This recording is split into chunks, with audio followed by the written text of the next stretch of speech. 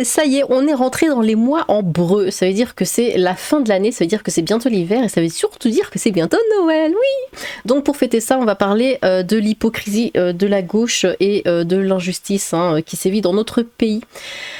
Évidemment, on va parler de Camilla. Bon, bah écoutez, c'est fini pour elle, je le dis assez crûment, mais bon, voilà, c'est fini. Son meurtrier est donc libre, parce que c'est comme ça que ça se passe ici. Le meurtrier de Camilla, 7 ans, est libéré le lendemain de sa garde à vue. L'État est intraitable avec les innocents, lâche avec les coupables, comme nous dit Éric Zemmour. Le coupable de la mort de Camilla est le peuple français. C'est le peuple français qui vote pour systématiquement ça, tout en traitant de fascistes les vrais humanistes, ceux qui voulaient éviter à la France un destin de barbarie désormais inéluctable. Bon. Il a tué une gamine, il est libre. Ici, on a le message de son papa qui dit « Merci la justice française, à partir de demain, les citoyens qui n'ont pas été arrêtés en flagrant délit savent qu'ils peuvent rouler comme ils veulent, faire les fous sur la route, tuer. Aucun respect pour notre fille, ni pour nous-mêmes. » Voilà, c'est exactement ça, la petite là. Honte à la justice, un tueur en liberté, le gars maintenant il va jamais se présenter devant les juges car il sait qu'il va prendre cher pour exemple, même pas. Il a 1000 fois raison malheureusement, la justice a quitté le pays voilà bien longtemps, il est grand temps de la faire revenir, malheureusement ça fait longtemps qu'il n'y a plus de justice en France, un gouvernement de pourri. Et là on a évidemment en tête cette photo, vous savez, de juges là, que des nanas là, avec une tête de poufias là qui se marrent. Bon c'est exactement ça. Donc là, toujours voilà le mot que je viens de lire du papa, les petites photos avec sa petite fille. Merci la justice française, aucun respect pour notre fille ni pour nous-mêmes. Le père de Camilla s'exprime après la libération du suspect qui a percuté sa fille. On ne peut que partager sa peine et sa colère légitime. Tout à fait. Ils ont libéré le tueur. Il a tué une petite fille de 7 ans. Il est libre. Comme ça. Il n'y a rien. Il a rien.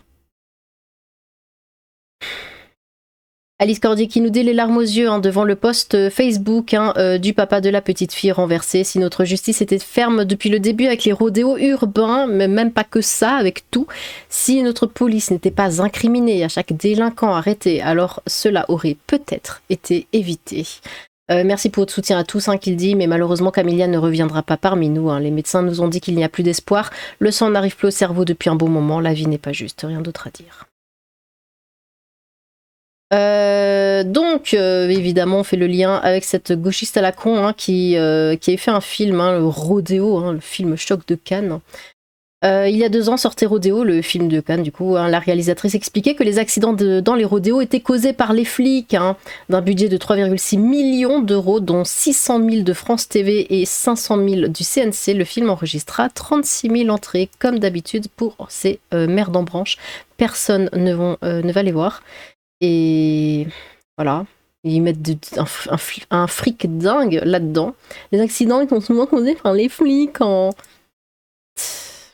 qui prennent en chasse, qui poussent les riders vers la mort en fait. Ouais, c'est les riders qui meurent, pardon. C'est l'émotion. C'est pas du tout les petites gamines qui se font... Bref. Ici on a Damien Rieu qui dit ils sont capables de tout inventer pour ne surtout pas s'attaquer aux vrais problèmes. Oui, parce que parlons-en des chemins qu'ils prennent, voilà, sauf ce qu'il faut prendre, évidemment. Ils prennent des petits détours pour pas s'attaquer aux vrais problèmes, comme par exemple ici. En Allemagne, l'attaque de Solingen, j'imagine, relance le débat sur l'interdiction des couteaux. Pas sur les gens qui attaquent au couteau, c'est l'interdiction des couteaux. Et ça aussi, on va le revoir un peu plus tard. Fiat percuté à Valoris, la mairie, les départements prêts à des aménagements pour améliorer la sécurité sur la route. Voilà, bon, c'est la petite, là, tout à l'heure. Oui, il faut mettre des dodanes, c'est ça qui va régler le souci. C'est pas du tout arrêter les gens qui font des rodéos. Non, pas du tout, enfin... voilà, je passe tous les jours ici depuis 30 ans, il n'y a pas besoin d'aménagement, faut juste s'occuper des racailles qui roulent à 120 en wheeling, bordel, arrêtez de nous faire chier avec vos radars, dodanes, chicanes et autres conneries. Ah non, mais ils osent pas, ils ont peur. À chaque fois qu'un halogène fait une connerie, c'est la punition collective. Il y a des petits blancs sur les crosses aussi, rien à voir avec les origines. À d'autres. Quel est le problème de mettre des aménagements qui augmentent la sécurité des piétons? Cette logique de faire rouler tout le monde à 15 km/h est abjecte et ces aménagements n'empêchent pas les rodéos de continuer à tuer. Bah oui, vu qu'ils vont rouler sur les trottoirs, donc ce sera encore pire. On a Julien Rochdet qui dit, donc il répond poursuite des auteurs de rodéo par la police, hein, sauf en cas de crime de sang, toute poursuite est interdite. Détaille Laurent Alcaraz, délégué départemental Alliance Police Nationale. Dans un pays normal, on fracasserait et on punirait très violemment toutes les racailles faisant du rodéo urbain. Cette pratique de débiles mentaux a fait assez de victimes comme ça. Mais en France, quand la police part après une racaille qui fait ça et qu'elle se tue par accident, on pleure la racaille, on accuse la police, on parle de petits anges. Alors on interdit aux policiers de faire leur travail et ce sont des pauvres gens innocents, comme cette petite fille qui en paye le prix. On en a ras-le-bol, bon sang. Ben oui. Après c'est ainsi, que veux-tu faire ? De toute façon, tant qu'ils se tuent eux-mêmes, moi j'ai aucun souci avec ça, même tant mieux. Mais ils tuent des petites filles et ils sont relâchés. Ce sont des jeunes... Ah oui, alors bon, maintenant on a le florilège de gauchistes qui vont leur sortir toutes les excuses qu'ils ont trouvées. Ils sont vraiment à se taper la tête contre un mur. Donc ce sont des jeunes qui n'ont pas vraiment conscience des dangers. Ah bah oui, ils savent pas qu'il faut pas tuer des gens. Assure une connaissance du conducteur qui a percuté une fillette de 7 ans. Les gens en ont plein le cul, des jeunes qui n'ont pas vraiment conscience des dangers. Appelons-les comme ça. Ouais, voilà, c'était ça la photo dont je parlais tout à l'heure. Aidons-le à prendre conscience des dangers. Un stage poney de 6 mois et obligation de voir un psy durant 4 mois. Bah oui. Les représentantes de celles qui n'ont pas conscience des dangers, tout à fait. Ou ils n'ont pas conscience tout court. Ouais, parce que je pense qu'ils n'ont juste strictement rien dans la tête. Des jeunes, le politiquement correct. C'est la faute de l'écologie, vouloir foutre des arbres et des noix partout. C'est pas en restant caché derrière internet que les choses vont changer. T'as pas de nouilles dans ton pays. D'accord. Ça ferait étrange sur un épitaphe, fauché par quelqu'un qui n'avait pas conscience du danger. Ouais, n'est-ce pas? Par ici, nous avons, elle aussi, aïe aïe aïe aïe aïe. Attendez, hop là. Mort d'une fillette de 7 ans lors d'un rodéo. Ce ne sont pas des voyous, ils s'ennuient. C'est West Side Story. Oui, elle a osé. On fait des bêtises, ils ne savent même pas que c'est interdit. Bah oui, on ne sait pas que c'est interdit de tuer des gens, enfin. Puis ils s'ennuient, voilà. C'est normal, faut pas leur en vouloir, ils s'ennuient. Écoutez, moi quand je m'ennuie, je fais un puzzle, Je vais sur internet, je joue avec le chat, je mange du chocolat. Enfin, je mets une série, Je vais pas aller buter des gamines. Après, voilà, bon, on n'a pas la même culture, on n'a pas le même sang, je veux bien, mais quand même. Voici l'exemple d'un authentique monstre. Cette personne, Isabelle Vira Masson, est directrice de recherche au CNRS. Cette nana est directrice de quelque chose. Chevalière de la Légion d'honneur, parce que pourquoi pas. Aucune compassion pour la petite fille tuée lors d'un rodéo urbain, mais pleine empathie pour les racailles qui l'ont tuée. Ils s'ennuient, ils ne savent même pas que c'est interdit, c'est West Side Story. Il y a quelques mois, elle comparait le meurtre de Thomas Crépol à Roméo et Juliette. Oui, c'est la même de Shakespeare. La lâcheté des bobos pseudo-intellectuels le tue. Ici on a Psychodélique qui dit, au fait, Crépol, on en est où? Au fait, Mohamed Amra, on en est où? Au fait, Armand Rajbour, on en est où? Au fait, le Syrien d'Annecy, on en est où? Au fait, Mohamed Mogouchkov, on en est où? Au fait, Soufel-Weyersheim, on en est où? Au fait, Matisse, on en est où? Au fait, l'OQTF du métro de Lyon, on en est où? Au fait, Samara, on en est où? Au fait, Lola, on en est où? Au fait, Yacine à Lyon, on en est où? Au fait, Claire, on en est où? Au fait, 120 000 OQTF par an, on en est où? Au fait, Jamila Absoui, on en est où? Au fait, Alexandra Fauché par un OQTF, on en est où? Au fait, l'homme Angelaba de Bordeaux, on en est où? Au fait, Moussa, on en est où? Au fait, Murinet, on en est où? Au fait, la fille de 12 ans à Courbevoie, on en est où? Et enfin, au fait, Camilla, on en est où? Voilà. Mais sinon, il n'y a pas de souci. Ah ben, soit on les a pas pris, soit ils sont en liberté, sous le régime terrible du contrôle judiciaire. Attention. Au fait, il est où l'ours de la justice? On l'a réintroduit dans les Pyrénées. Laisse la justice faire son travail, sale facho. Ouais. Je pense que toutes ces affaires sont encore sous le prisme du pas de récupération, car pas assez de temps est passé. Bah oui, tout à fait. Encore Psycho, pouf, qui dit donc des jeunes sans permis roulent dans la cité avec des motocross à plus de 4000 € pour être plus fort. Il dit selon Raquel Garrido, ils vont juste au travail faire leurs 35 heures. Bah oui, parce que Raquel Garrido a dit que oui, mais c'est pas leur faute, vous voyez, parce que pour travailler, il faut qu'ils aient un moyen de locomotion. Et bon, comme ils sont physiquement incapables de rentrer dans un bus, je sais pas, bon, ou de prendre le tram ou que sais-je, et ben voilà, ils ont des motos et ils n'ont pas le permis. Parce que vous savez, le permis ça coûte cher, ils peuvent pas se permettre de le payer. Nous, on le paye, mais pas eux. Parce que voilà, Et du coup, bah, c'est ce qui arrive après, hein. C'est parce que, voilà, ils doivent travailler et du coup, ils font n'importe quoi parce qu'ils n'ont pas le permis moto. Ouais, non, c'est ce qu'elle a dit. Voilà, je vous laisse rire ou pleurer ou je sais pas. Mais bon, d'où selon Raquel Garrido, ils vont juste au travail faire leurs 35 heures, hein. Évidemment, évidemment. Ces gens-là ne travaillent pas, hein. Voilà, c'est tout. Ces gens-là ne travaillent pas. D'ailleurs, petite parenthèse, les gens des quartiers défavorisés ont la priorité pour trouver du travail, hein. C'est-à-dire que comment ça s'appelle, les patrons ont 5 000 € d'aide, hein, par personne qui habite dans un quartier défavorisé. C'est-à-dire que, je le dis un peu trop, c'est-à-dire que quand ils vont avoir 2 CV, exactement les mêmes, hein, la même expérience, les mêmes diplômes, tout ça, 2 CV tout pareil, et bah, c'est celui qui habite dans un quartier dit défavorisé qui sera prioritaire parce qu'il aura le patron aura 5 000 € d'aide pour cette personne.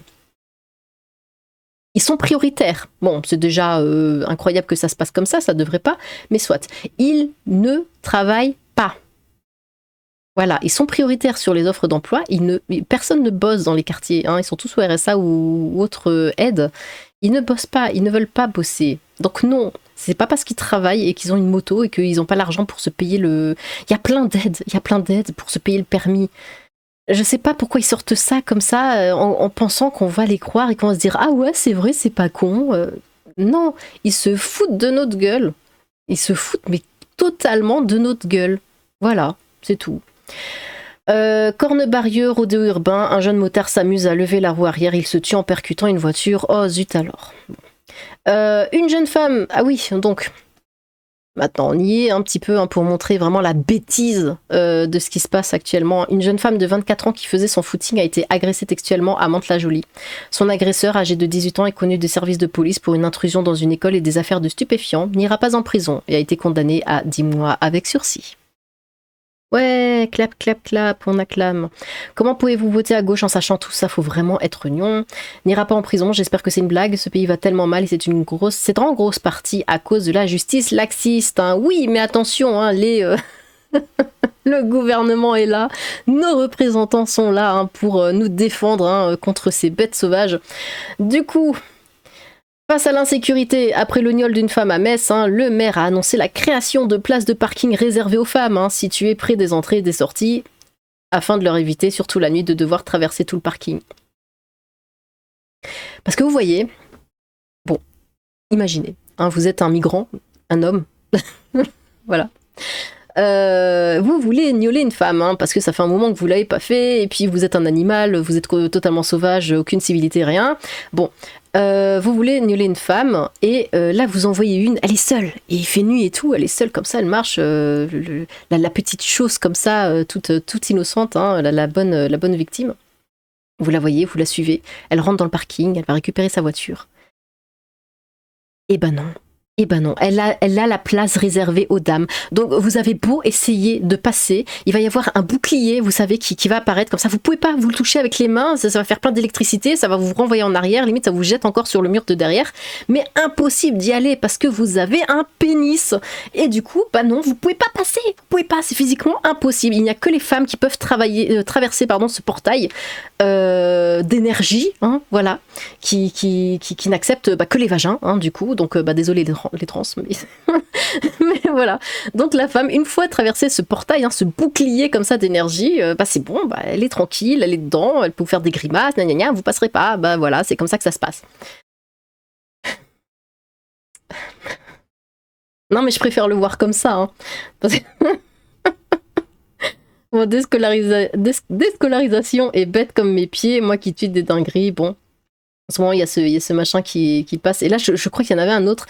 C'était, regroupement familial, faire des places de parking réservées aux femmes, un truc comme ça. Enfin bon.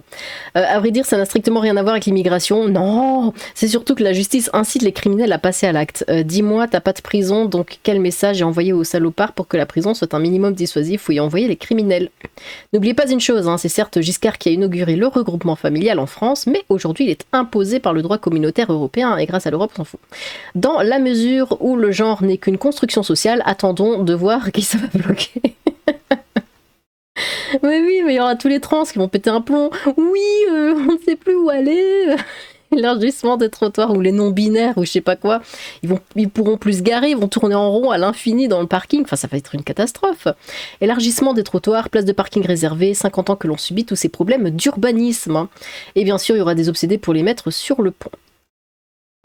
Puis les écoles, filles, garçons, une preuve supplémentaire que les femmes sont des handicapés. Hein. Les gens, c'est vrai. Oh non, j'y avais pas pensé, mais c'est vrai qu'il y a les places handicapées, il y a les places femmes et tout le reste c'est pour les hommes. Ah, mais quel cauchemar, mais quel enfer. Ah là là là là. Les gens en ont plein le cul des places de parking. Ils vont finir par vraiment élargir les trottoirs pour éviter le harcèlement de rue. Hein. Bah oui, parce qu'ils peuvent pas faire plus que quelques pas, évidemment. Une thèse doctorante au CNRS pendant 3 ans aux frais de la princesse résumée en un même bravo Bouli. Bon, se faire gnoler dans un parking n'est pas une fatalité. Quoi? Ah mais quelle horreur. Quel cauchemar. J'aimerais bien me réveiller un jour, hein, parce que bon, ça devient quand même assez chaud. Place réservée aux dames. Mais c'est justement là que le mec va attendre pour avoir sa victime, merde.